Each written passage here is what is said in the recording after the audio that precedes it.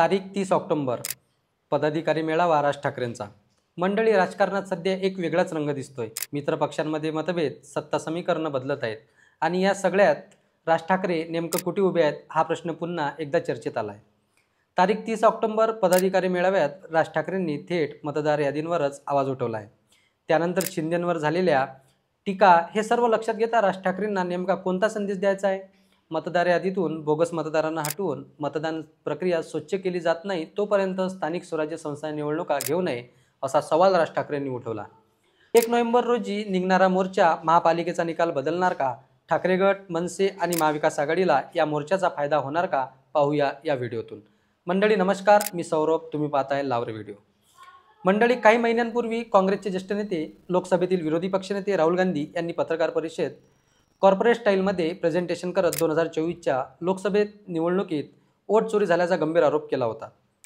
निवडणूक आयोग व भाजपचं यात संगनमत असल्याचा दावा त्यांनी केला।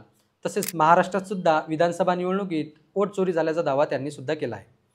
अशा आरोपांमुळे देशाचे राजकारण ढवळून निघालं, आरोपावर आरोप प्रत्यारोप झाले।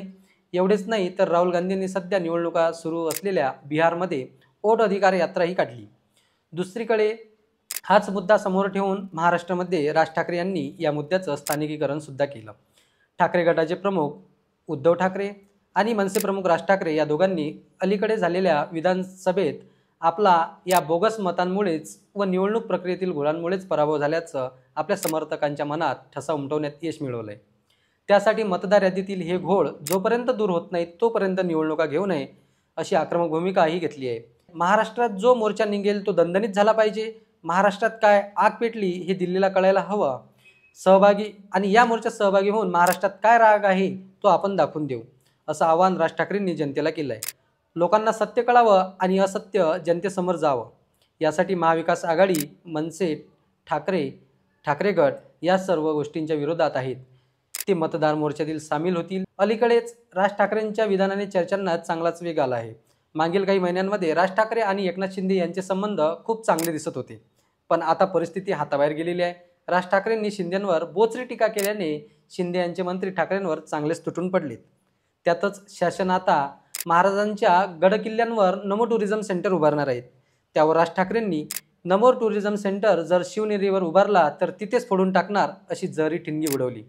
म्हणजेच राज ठाकरेंनी उघडपणे शिंदेंवर हल्लाबोल सुरू केला आहे। त्यानंतर राज ठाकरेंनी बोगस मतदार यादींचे तसेच निवडणूक आयोगाचे जादूचे प्रयोग म्हणजेच काय तर ईव्हीएम मशीन आणि पेपरवोट यामधली वोट चोरी हे सर्व प्रयोग 30 ऑक्टोबरच्या पदाधिकारी मेळाव्यात दाखवले। म्हणजे एकंदरीत देशात कुठेच ईव्हीएम मशीन नाही, सगळीकडे बॅलेट पेपरवर निवडणूक होते असं राज ठाकरेंनी सांगितलं। म्हणजे काय तर असे वेगवेगळे प्रयोग करून राज ठाकरेंनी सरकारवर चांगलाच निशाणा साधला। तर प्रत्येक वेळी महाराष्ट्रानेच पहिलं पाऊल पुढे टाकलाय, तर यावेळेसही या मोर्चाच्या माध्यमातून महाराष्ट्रच पहिलं पाऊल पुढे टाकणार आहे। आरोपांचा आता पुढे काय कार्यक्रम होणार हे पाहणं तितकंच महत्त्वाचं आहे।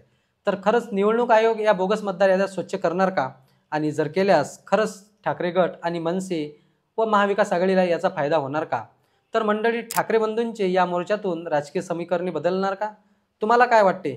तुमचे मत कमेंटमध्ये जरूर लिहा आणि लावरे व्हिडिओ या यूट्यूब चॅनलला सबस्क्राईब करा।